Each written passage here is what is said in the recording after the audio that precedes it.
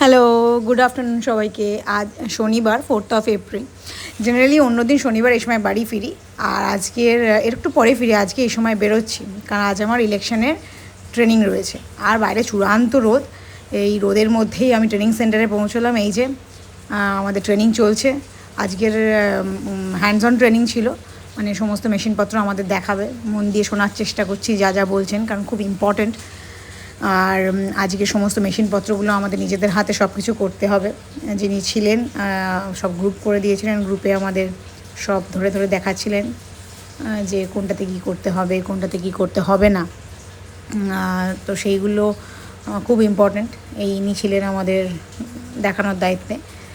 তো সেই মেশিনগুলোকেই আমরা সব বুঝে টুঝে নিচ্ছিলাম যে কীভাবে কী হয়, কীভাবে কী করতে হয়। যারা ভোট দিতে যাবেন তারা তো শুধু ভোট দিয়ে চলে আসবেন, কিন্তু আমাদের যাদের এই কাজগুলো করতে হয় তাদের তো সব কিছু দেখে শুনে ঠিক করে নিয়ে যেতে হবে। তো সেই সব কাজই মানে ওই 3 ঘন্টার মতন ট্রেনিং চললেও উনি আমাদের সমস্ত ধরে ধরে বোঝালেন। বোঝানোর পর ওনারাও খুব ক্লান্ত, আমরাও খুব ক্লান্ত বুঝে বুঝে বুঝে বুঝে, কিন্তু কাজটা প্রপার করতে হবে, সেটাই একটা বড় কথা।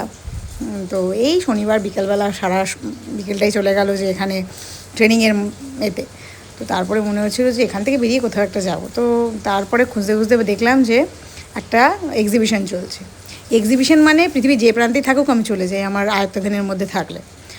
তো এই কলকাতা ট্রেড এক্সপো একটা চলছিল, তো সেখানে চলে গেলাম। আমার যে কোনো এক্সিবিশনে যেতে, যে কোনো এই মেলাতে যেতে খুব ভালো লাগে আমার, কারণ তারাও অনেক কষ্ট করে কিছু কাস্টমার পাওয়ার আশায় কিন্তু তারাও এক্সিবিশন দেন, এক একটা স্টোর সাজিয়ে বসেন সারা দিন ধরে।